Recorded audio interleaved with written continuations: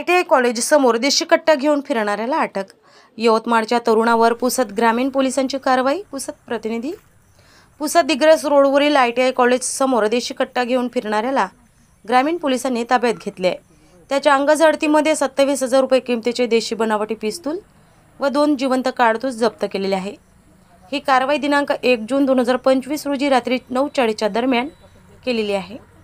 दर्शन हरिलाल बकुरिया वय वर्ष 20, राहणार सुराणा लेआउट यवतमाळ, हल्लेमुक्काम देवगाव, धामणगाव रेल्वे, जिल्हा अमरावती असे अटक केलेल्या तरुणाचे नाव आहे।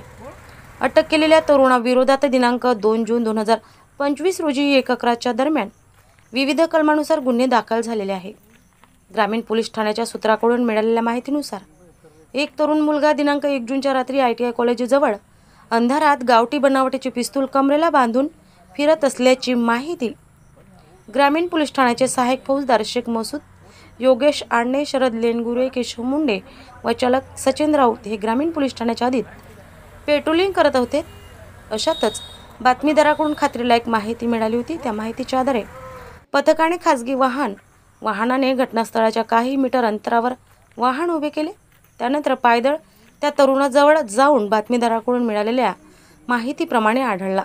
त्यानंतर त्याला पकडले असता त्याच्या कमरेला 25,000 रुपये किमतीचे गावठी पिस्तूल आणि 2,000 रुपये किमतीचे 2 जिवंत कारतूस आढळल्याने जप्त केले आहे।